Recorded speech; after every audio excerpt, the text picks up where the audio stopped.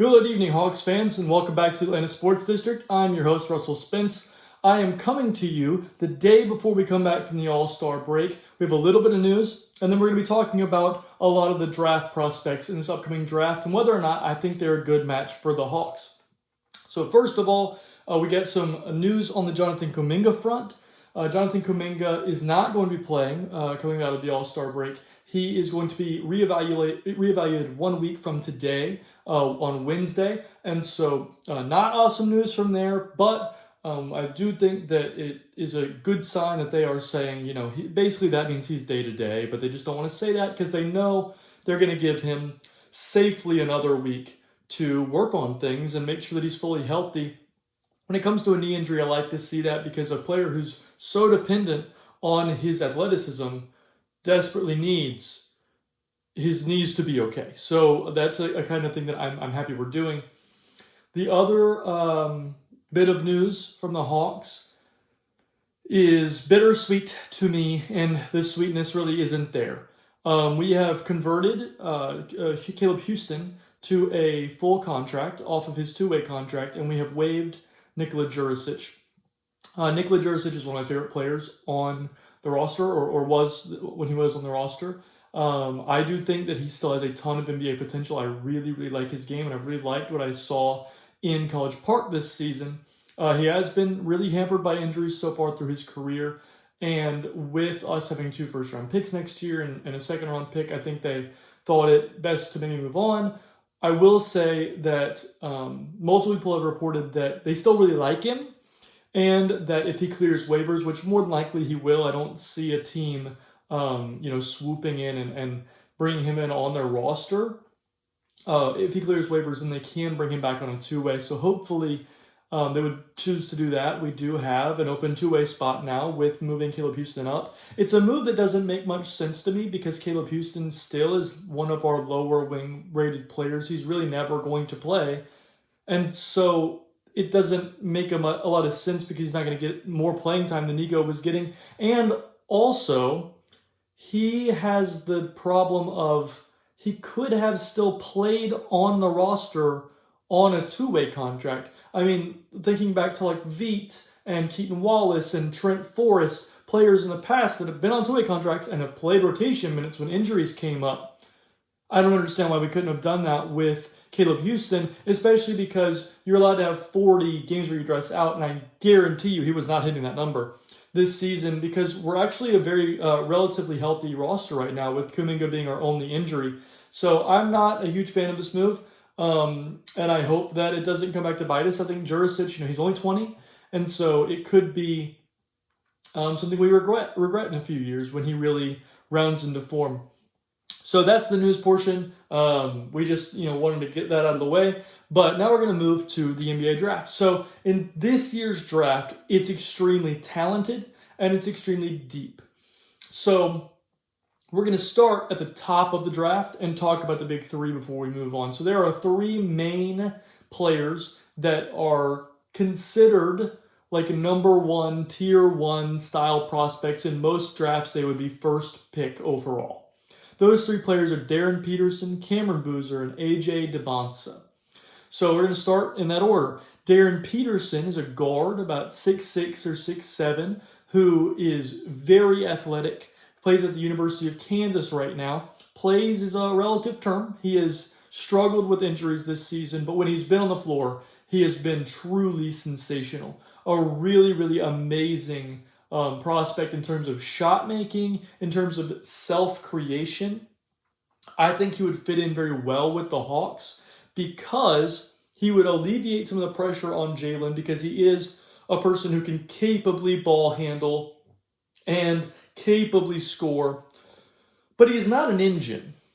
And it reminds me of like Anthony Edwards when he came out of Georgia. Everybody knew like he's not really a run your offense kind of guy. And that's the problem he's having in Minnesota right now is he's being required to be a run your offense kind of guy. And so I like Darren Peterson in Atlanta because he will not have that responsibility. Our offense will still be primarily initiated by Jalen and parts of it Dyson and things like that. But he will be able to lean into his strengths, which is being able to make shots, being able to score for himself. That's something that we've desperately needed. And really the only person who's given us that this year is Nickeil Alexander-Walker, and now a little bit of CJ McCollum, but even that is at a very watered down rate. And CJ McCollum's more than 99% not going to be back next year. And so if that's the case, you're going to need some on-ball creation. You need late shot clock kind of shot makers, and that is Darren Peterson. So I really like him. If I was picking 1-1, he's not the player I would pick. But in general, I think that he has the tape that says, I will be able to defend. I will be able to ball handle in the NBA. I will be able to shoot at a high clip and score on my own in the NBA. And if you have a guard who can do those three things, defend, he can get his own shot, and he can help with the ball handling responsibilities, that's a guy who's going to be extraordinarily valuable in the NBA. I mean, we have a watered-down version of that in Nickeil Alexander-Walker, and he almost made an all-star team this year, and also is averaging over 20 points a game with great defensive ability. So if Darren Peterson can give us that as well, that will be a huge draw from him. I will say, I don't think he's going to score 20 in his rookie year. He's not that kind of player. Where he's just going to step into a team that's trying to win and trying to make strides and just automatically be a 20-point per game scorer. That will be a little rough. I don't think that's the case. But moving to the second player, we're going to be talking about Cameron Boozer. So Cameron Boozer is the son of Carlos Boozer, a former Duke great and NBA All-Star legend. And Cameron Boozer is currently at Duke, and he is an absolute mammoth human being. He's listed at 6'10", 255. And he looks it. His legs are as big as my torso. He is ginormous. And he plays that way. He is very strong and very imposing. And the number one thing I like about him is his rebounding instincts and ability. He is one of the best rebounding freshmen I have ever seen. He will clear you out, and he will get the board every single play, if that's what it comes to. The other thing about him that I really enjoy is his basketball intellect and passing ability. He's one of the best outlet passers in the country as a freshman. That is very rare. He is a great in the half-court passer. He makes great reads. He's able to play as kind of a hub for Duke right now. He is, expressing himself very well with his knowledge, his intellect, and his passing ability. And it's something that is very, very, very rare for a young player to be able to look at the game the way he is looking at the game and seeing it the way he is. Cameron Boozer would be, if I had the 1-1 pick, even for the Hawks, I would pick Cam Boozer. The reason being is he reads the game so well on offense that he reads it very similarly defensively. So some of the problems we've seen with Asa this year, we will not see with Cam. He is an insane level processor of basketball, and that carries itself to the defensive end. He's always where he's supposed to be, doing what he is supposed to do. And that is a key component to a rookie being very productive. Look at Kon Knippel right now. Kon is not the biggest, most athletic, most, crazy upside kind of player. But he's so smart and knows exactly what to do so well that he comes straight to the NBA and uses his skill and intellect to shred it to pieces. That will be Cam Boozer. The other thing I like about him, and it's something that I've always said, it's the reason I really liked Cooper Flagg. Before he even came to Duke, I said, he's the best prospect since LeBron James, was my take on Cooper Flagg. And the reason why is because he's a career winner. Cameron Boozer is a career winner. Cooper Flagg won 4 straight national championships in high school. And he was the primary leader of that Mountain Verde Academy team. Cameron Boozer and Caden Boozer have been always winning everything and everywhere they've been. I know you can say they had twin brothers who both went to Duke as 5 stars. Of course they beat everybody, but it's different. They were playing teams that had, like Mountain Verde, that had these 4 and 5 huge prospects. And they would kick the snot out of them every time they played. Cameron Boozer is a career winner. He's proving it at Duke. They're one of the most prolific teams in the country right now, and he is the catalyst. That kind of winning is a culture setter. When you say, I refuse to lose, that makes a difference when you come into a roster. I mean, we can talk about it all we want, but Trae Young, when he came out through his process, most skilled player I've ever seen, best reader of defenses I've ever seen, best passer I've ever seen, but he never won anything coming up. And then when he got to the NBA, it proved difficult for him to win at a high level because he didn't know what to do to win. And once he finally figured it out, we made a huge run, and then the organization sabotaged everything, blew it up, and overpaid for players and things. It was just a horrible organizational mismanagement. But Trae had to learn to win, even through all of his skills. Cameron Boozer does not have to learn to win. He is a winner. And that is the thing I really would like to see us dive into. And lastly, AJ Dybantsa. So AJ Dybantsa is currently playing at BYU. He's having an absolutely fantastic freshman season there. They are kind of rough in terms of skill around him. I mean, they have Richie Saunders, who will be like a second-round pick, is a veteran. He's very athletic. He good shooter. Not my kind of player. Very selfish offensively, very CJ McCollum hostage possession kind of thing. And they have Rob Wright, who played at Mountain Verde with Cooper Flagg and Liam McNeely and Asa Newell and Derek Queen. He was the fifth starter on that team. Had a great run at Baylor last year. Is a very good player. But they're not really a tournament-winning team. Dybantsa is 6'9". He's extremely athletic, 210 pounds. He's projects to be like a 2/3. He has probably the highest upside in the class in terms of ability to be a really upside-heavy defender. He could be a really great defender in the NBA, but also he could be like a 30-point-per-game scorer guy. And that, combination of being able to defend and being able to score at that level is really rare. You don't get those guys often. I mean, even like Shea, they say he's this great defender. I think it's more a product of the system and the people that are playing around him that make him look better defensively. But having like a true, I score 30 and I can shut you down. I mean, the last one is like Kobe, T-Mac, like that. You're talking about that kind of guy if he reaches that ceiling. But I have not liked the look he has put on tape defensively so far at BYU. The defense has been rough. Now, the offense has been what the offense was built to be. He can score the ball at a huge clip. But so can Cam Thomas, and the Nets just waived him. And I'm not saying that AJ Dybantsa is Cam Thomas. I'm saying that offense does not run the world. You have to stop someone, and you have to be able to pass. And so far, AJ Dybantsa is having a very low assist-to-turnover ratio, and he is not putting great defensive tape on the field. Now, I think he will learn to play defense. I think he will be an above-average defender in the NBA at some point in his career. But it might take some time. Similar to what I just said about Trae, I think that more than likely, he will have difficulty getting into a winning kind of style early in his career, and then he will learn to do that. He will learn to win. He will learn to play both ends of the floor. He will learn to pass the ball better. He is too good of a player not to learn these things. But coming into the league, he will be a dude who just scores at will, and that is the only thing he can do. And that's more than you can say for a lot of players. He is going to score. I can guarantee he will be a quality offensive player.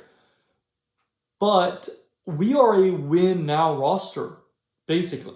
I mean, this is not our pick that's at the top of this draft. This is the Pelicans' pick. We are trying to win. And he does not kind of match the profile of a team that's trying to win. And I'll talk about later in the cycle more about this, but my hope for the draft is not for the Hawks to get the best player. My hope is that every player that goes in the draft is in the place they need to be to have their best career. Like, for instance, Kobe Buffkin being drafted to the Hawks. I really enjoyed Kobe Buffkin coming out of Michigan, but we had Trey and we had DJ. There was no minutes for him.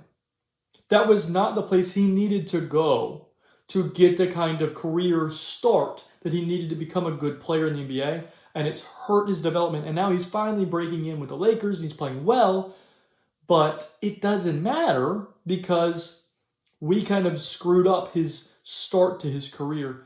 I don't like that. I don't enjoy that. I think you need to be drafting a player that you know you have a role set aside for them, you know what they're going to do, you know how you're going to develop them, and they have a place in your roster. And so for me, that's Cam Boozer. I go, we can just move Jalen up to the 3, play Cam Boozer at the 4. We can back him up with Mo Gay. We can, that sort of thing will lead him to winning basketball. He has a specific place he can play. He will play really great alongside these players. So if it were me, I would draft Cam Boozer. But overall, the top 3 guys are all fantastic prospects who I will be very happy to root for in an Atlanta jersey if we get so lucky to have one of the top 3 picks. So, moving on to what most people just call the rest. There are a lot of players in this class that are very good.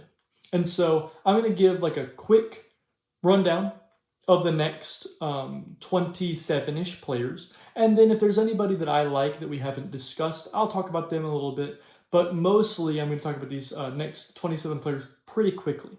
So next we have Caleb Wilson. He actually just got hurt. He's playing for North Carolina. He's a 6'10", very lanky, long, big, insano maniac defensively and has a lot of upside offensively.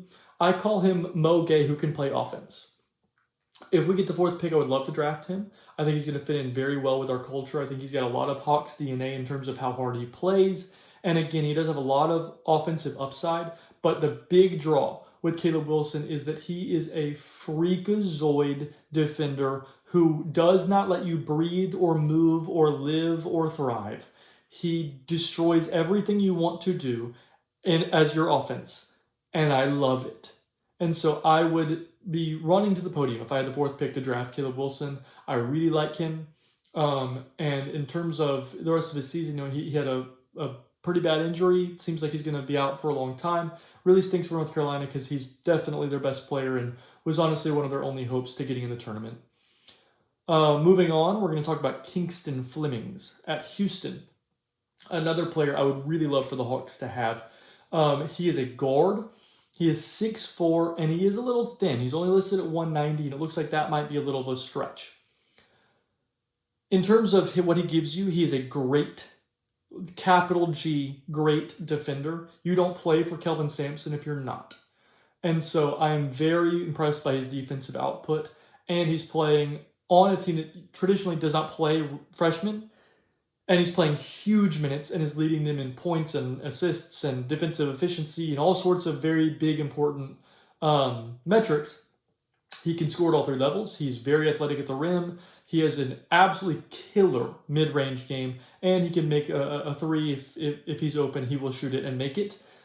He runs one of the more pro-style offenses in college basketball, and he runs it with very good fluidity, and there's no seemingly issues with how he's running the team.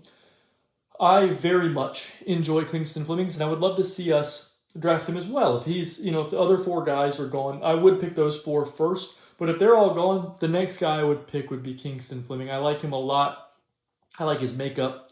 And so I think that he would be a great Hawks player and a team who needs more guard play. And so I would love to see him, be one of those players. So pretty consensus right now, as 6 on most people's boards, is Mikel Brown Jr. We have gotten to the first player I do not enjoy. He's playing at Louisville right now. He's a point guard. He's listed at 6'5", 190. The reason I don't really enjoy his game is because he is very, very, very bad defensively, and he is very, very, very bad in terms of efficiency. Now, to me, you just moved on from Trae Young because he's bad defensively and because his efficiency numbers have gone down in recent years. So why in the heck would you then draft another guy who has those exact same problems? Now, The offensive talent is undeniable. He is a great passer. He makes great reads. He honestly is quite insane when he is on. I mean, he has put up some crazy performances. But I cannot, in good faith, say that he'll be able to do that in the NBA. I mean, we've seen guards come in and not be able to replicate that kind of output. And young guards usually stink, especially if they can't defend. And, when people are talking about he's Trae Young, but he's bigger, people need to go back and remind themselves what Trae Young looked like at Oklahoma. Trae Young led the entire nation in points and assists. That's what a smaller guard that's bad at defense has to look like offensively to be a really good player in the NBA. They have to be leading the entire nation in points and assists. That's how good you have to look. And Michaela Brown has not been that. So next we're going to talk about Keaton Wagler. Keaton Wagler came in the league, came into the NCAA year as a very low-rated prospect in terms of draft expectations. You don't really think about a guy like rated in the 130s on Max Preps, and I think it was 150s on 24/7 Sports. You don't look at that guy and go, he's going to be a top 10 pick. He has played insanely well. And the thing that I like about him is that he's big. He's got NBA size. He's 6'6", 190. He's definitely NBA size for a guard. But at Illinois, they run one of the most complex offenses in the entire NCAA. It is extraordinarily complex. In fact, it's so complex that they usually don't recruit top players because they have a very specific type of player they want to find who can run the offense. They have to be, intellectual enough to do that. We just talked about how Colin Knippel is taking over the NBA because of how intellectual he is. That is Keaton Wagler. He makes shots at a high level. He is extremely, extremely smart and can score at all three levels. The defense is a concern. He is under athletic. He is maybe a 55 or 60th percentile athlete in terms of vertical ability and kind of speed. But again, he has an NBA brain. He's a very good passer, very good shooter, very good shot maker, can score at all three levels. I think he's going to be a great player. If we drafted him, I would not be upset with that at all. Moving on, we're going to talk about Nate Ament. So he's playing at Tennessee. He is a 6'10 freshman who weighs about 200 pounds.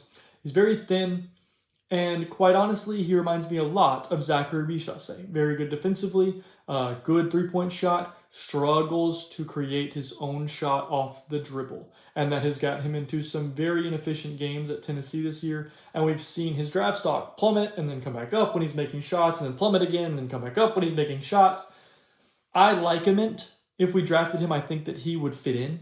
But I do not see superstar in his future. I think it's very similar to Zach in that way, where it's like he is going to be a good player, no matter what.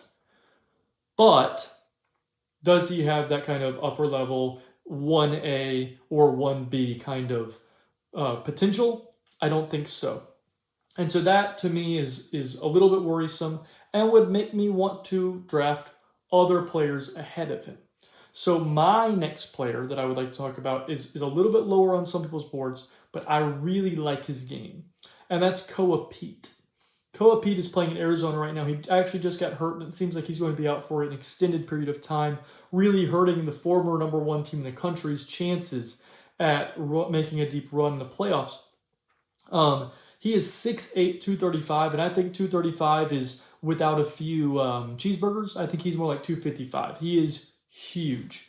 He is very strong, very good defensively, and has enough verticality, enough fast twitch, in his game that I think he's going to be fine.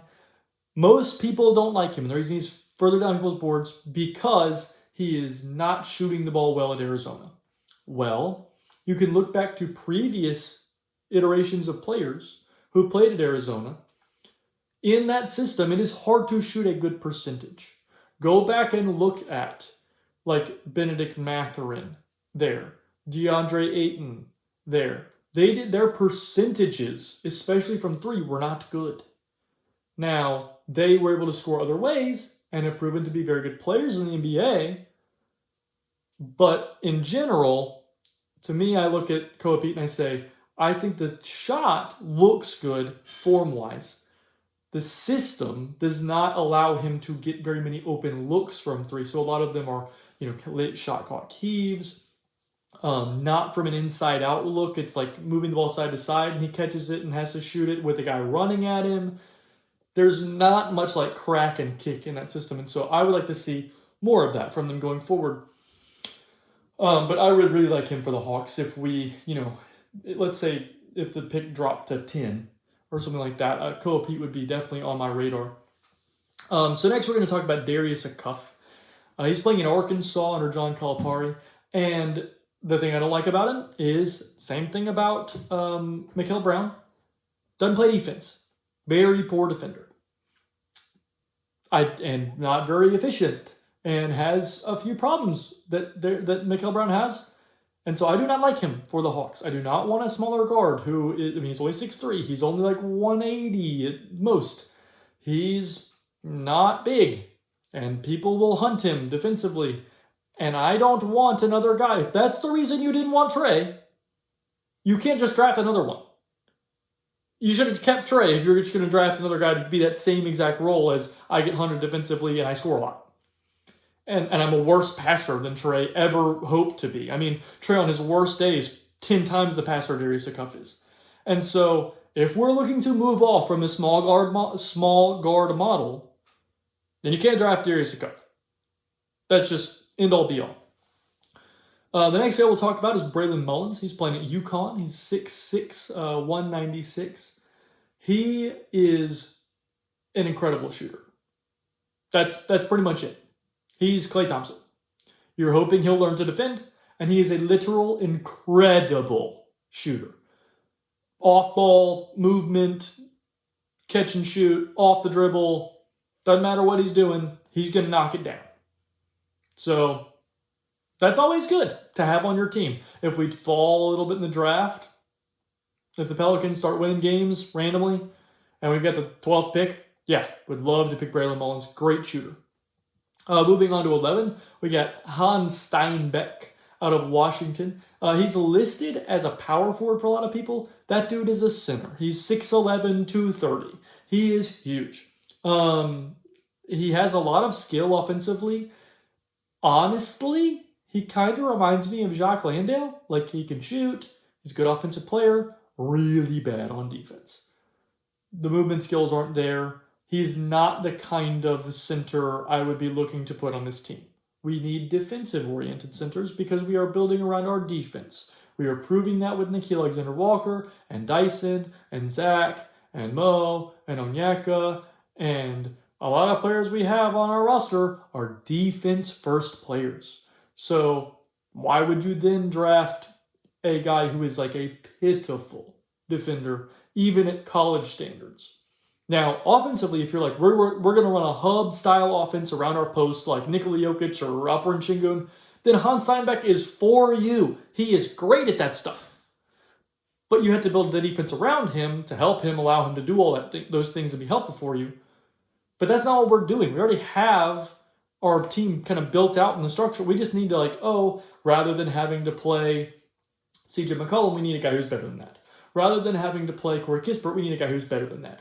We just need to fill a little bit of holes. We don't need to completely change the model that we're putting together. So Hans Steinbeck, not a guy for me. Next, we'll talk about Liberian Philon. So Liberian Philon is interesting because he physically profiles 6'4", 170. I mean, very, very thin and small as a point guard. He physically profiles as a guy who's going to get hunted. But his pedigree at Alabama has been someone who can defend very well. And so I don't know if he'll end up being like kind of a defying the odds kind of defender, or if he's going to be a bad defender. Also, offensively, he's streaky. I do like his game, but I would hope that if we're picking him with the second first-round pick, not with the first one, because I think that would be definitely a stretch. We're getting to the point now where it's like, I probably wouldn't draft all these guys. Like, I would make sure, one of the guys we've already talked about is drafted with the first pick, the New Orleans pick, and the second pick, I would be completely fine with drafting Philon and taking a shot that the defense can survive in the NBA the way it has at Alabama. We'll next talk about Yaxel Lindenberg. So he's about 6'10". He is one of the best rebounders I've ever seen. Defensively, he is a freak. He will make your life miserable. Offensively, he leaves a lot to be desired in many categories. He's a good ball mover. The best kind of player I can talk about him, he's kind of a Colin Murray Boyles, where it's like he can play the power forward, he can play the center, he can even guard some small forwards. And if he gets switched on a guard, he's not going to embarrass you. And he is a maniac on the boards. I mean, last season before he came to Michigan, he had a game where he had 30 rebounds. He's like that kind of rebounder, freak rebounder. And so I like him a lot, but again, more of a second first round kind of player. So now we're going to move on to the other Arizona freshman, Braden Burries. So Braden Burries is a 6'4 guard who is very similar to Braylon Mullins. Dude can shoot. That is very apparent. As I said, Arizona's offensive scheme does not allow you to get open very easily for easy shots. That's not really what they're going for. They want to beat your brains in the paint. Well, Braden Burries is not open, and he's hitting shots. I mean, he really can shoot. And so I look at that and say, again, second first round pick. You think we need a shooter? Run it to the podium because that dude can knock down. And so I would love to see that. I think he's a really good prospect in terms of his shooting ability. Kind of reminds me of like Will Riley last year, where it's like one thing we know about this prospect is he will make shots. There you go. And he is doing that for the Wizards right now. Will Riley is. Next, we're going to talk about Tande Yesufu. So Tande Yesufu came into the year as a very highly rated prospect and has fallen down because of offensive inefficiencies, but he is a player I really like. He is young for the class. He is 6'5", hyper athlete, hyper active defender. One of those kind of Hawks DNA, you dive on the floor, do anything for a rebound kind of players. I really enjoy that. And so if he was there when I had that second pick, I would have a hard time not writing Tande Yesufu down because most NBA teams can teach you to play offense. But you can't teach what that dude can do on defense. He is insane on defense. I love that. So now getting to another player, I really don't enjoy his game. Thomas Haug at Florida. To me, it feels like a undersized, a good athlete for the NCAA, not a good athlete for the NBA.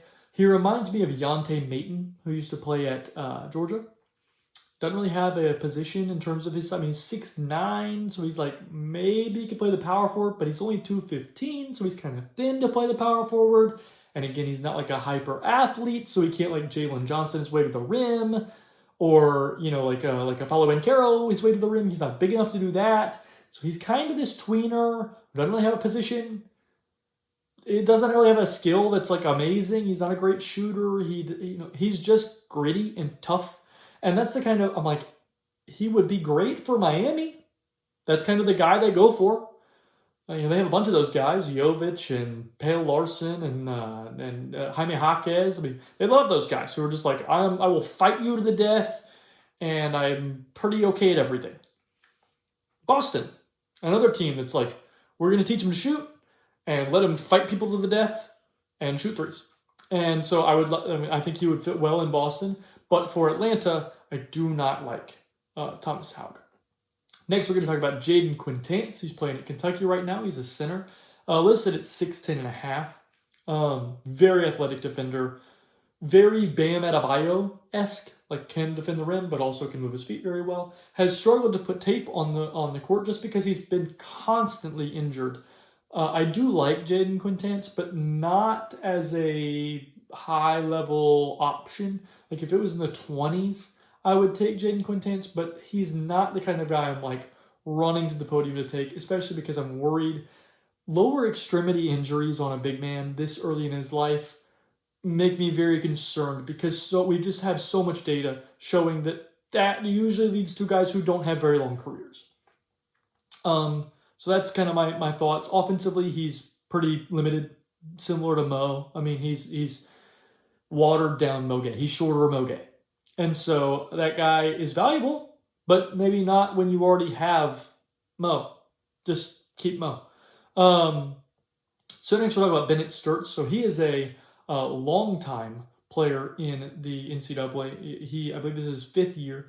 He is at Iowa right now, playing extremely well. He's 6'4", point guard. He is the definition of like the Trey Jones type point guard, where it's like he will not turn the ball over. He will make the right read, and he will be a quality offensive player, and he will never be a starter.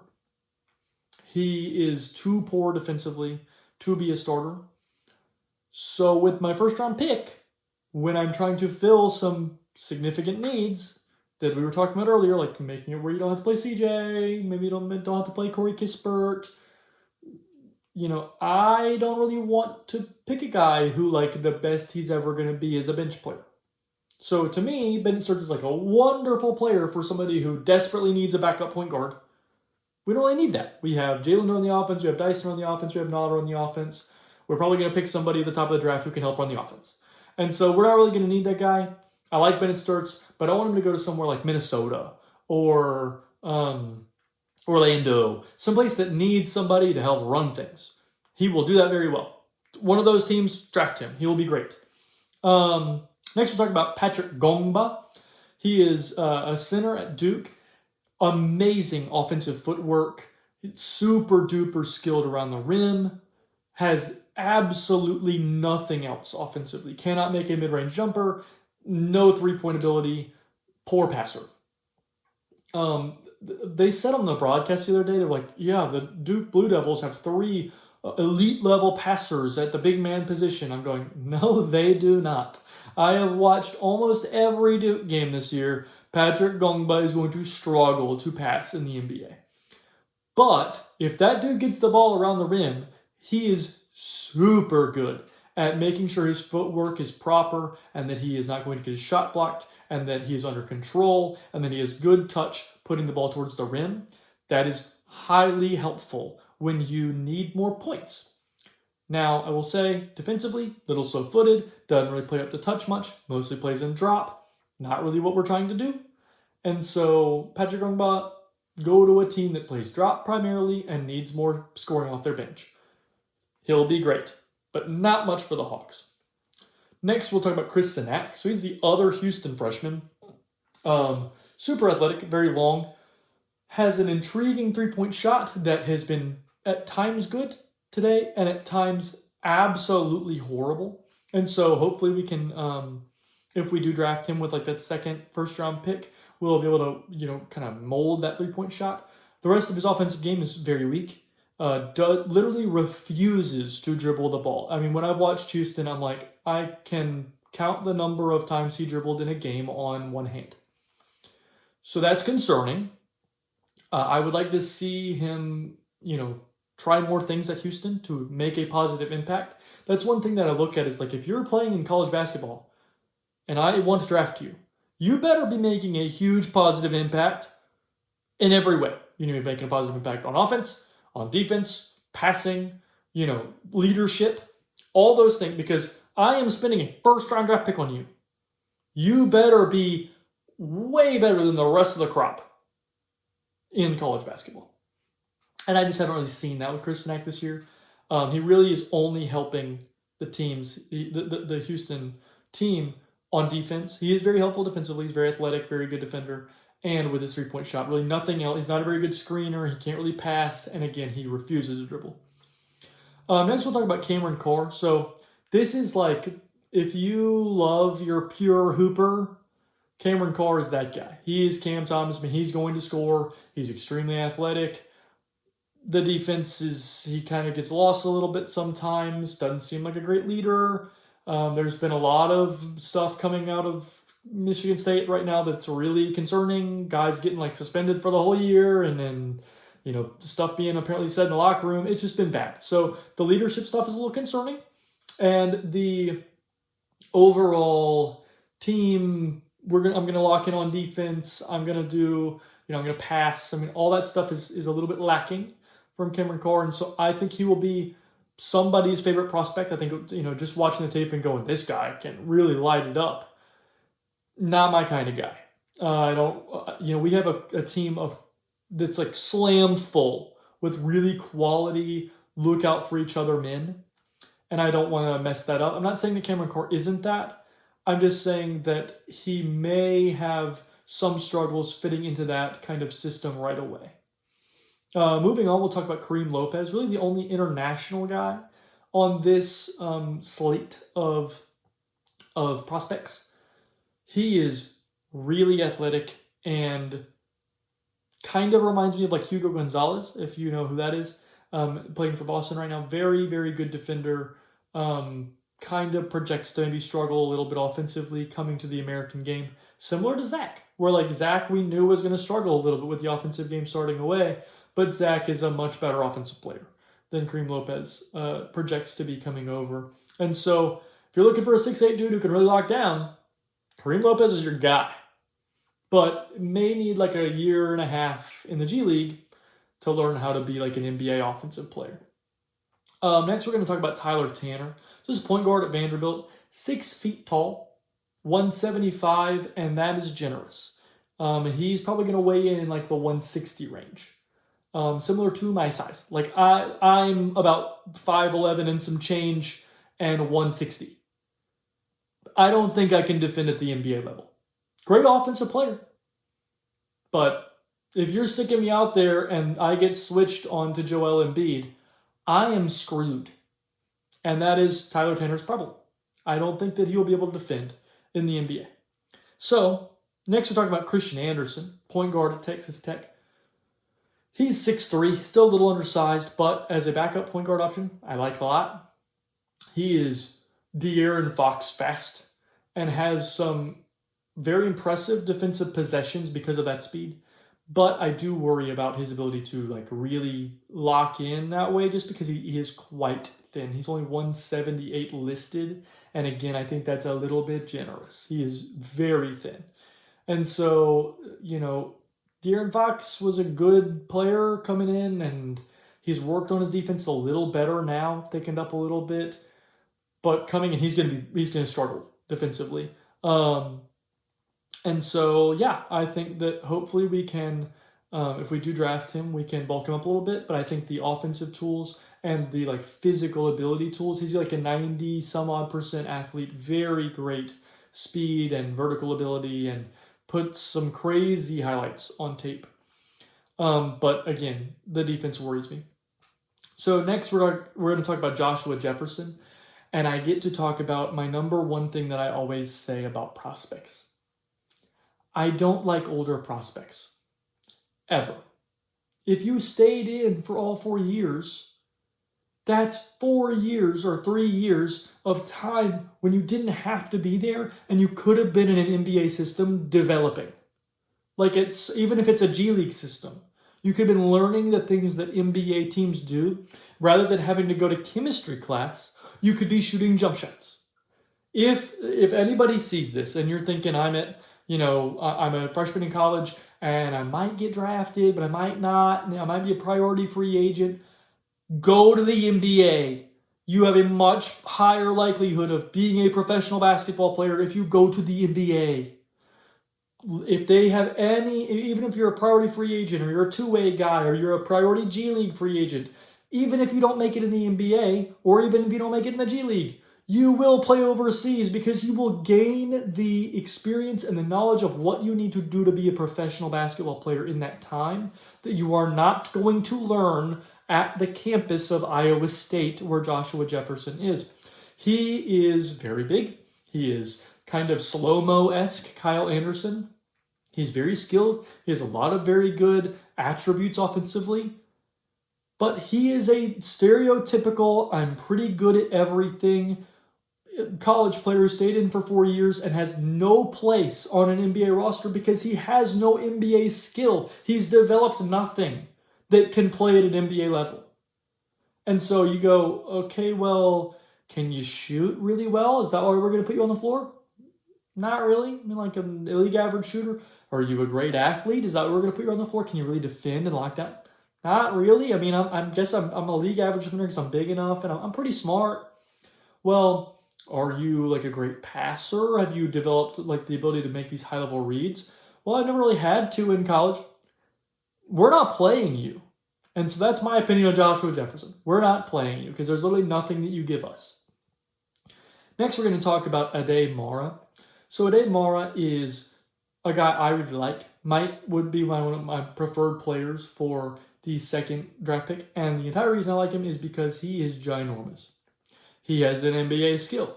Now, that NBA skill happens to be something that he was born with, but he's 7'3", 255, and he plays like it. He is huge, and that's what he gives you. He's ginormous. And so I would like to draft him because we don't have many of those guys. We traded our 7'3" guy in Kristaps Porzingis, and he never played anyway. So yeah, I would love to have that. Next, we're going to talk about Morris Johnson Jr., another Michigan player, another Michigan power forward. They have a bunch of bigs on that team that are pretty good. He's 6'9", 250, defensive maniac, rebounding maniac, struggles offensively. Doesn't seem to have much of an NBA offensive game. And so, to me, I go, there's a lot of guys in this draft that meet that profile, and I like them more than I like you.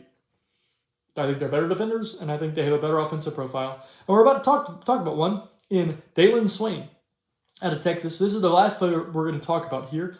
Before I talked about my guys, everybody's got my guys. They're a little bit further down the board. Dalen Swain is 6'8", 225, super athletic, super hounding defender. Love Dalen Swain's game. Now, he is also a player who stayed in a little bit longer, but he has developed a high-level NBA defensive skill, and he is making a high clip of his threes this year. So he is a better defender than like 98% of the whole country, and he also gives you a offensive skill that you can work around and build around. I like him a lot. Wouldn't mind him being our second first-round pick if it ends up in the 20s. And, he's the kind of player who meets that Hawks DNA kind of culture. So moving on, I'm just going to name a few of the guys that I really like coming out that are more like second-round kind of players, but guys I would really look to invest in. One is Isaiah Evans. He's a big wing, very able to shoot the ball, very great shooter, and has some defensive upside, and is playing in that wedding culture at Duke, and is a younger player because he was a kind of early signee last year, and now it's his sophomore year, and he's probably going to come out in the draft. So he's still only like 20. I like him a lot. The next guy is Dash Daniels. Be hard not to talk about this draft without talking about Dash. He's the little brother of Dyson. Gonna also be an absolute freakazoid defender, similar in height, similar in size, similar rough offensive ability coming out of the draft. And so hopefully he can get that figured out, but I do think that he is a player that I would really like to have as a second round kind of flyer player. Moving on, I will talk about, let me see, I'm just scrolling through here, looking for players that I really enjoy, because I know there was, one more. So the last one I want to talk about is Solo Ball. He is a sophomore guard out of UConn. I like him a lot. I would like to have him in the second round. Again, 6'5"-ish point guard, 200 pounds, seems to have a lot of defensive ability, and comes from probably the most hectic and hard to run offense in the entire NCAA at UConn, and has run it with great success. I like him a lot. I also like Demery. Silas Demery, former Georgia player, is now playing at UConn, also has a lot of defensive grit. But at the end of the day, most of the players I want have the same kind of pedigree. They play great defense, and they have offensive skills you can build around early in their career. That's the two things I would be looking for. Defense, offensive skills they can build around early in the year. Moving on, we've got our next game tomorrow night. Finally coming back. I believe it's a 6 p.m. start Eastern time, which is very odd from coming back from a break. No Joel Embiid for the Sixers. No Kuminga for the Hawks. Hopefully we can get a win. Remember, play into the defense. Lean into the defense. Let's try to have a top 5 unit for the rest of the year. That would be something I would love to have. So like, comment, and subscribe to the video. Hit me up on all the socials. Got Reddit, Blue Sky, Twitter, Instagram, anything you could think of. Those are the main ones I'm usually on, but I do have the other ones. And above everything else, I hope you have a great day.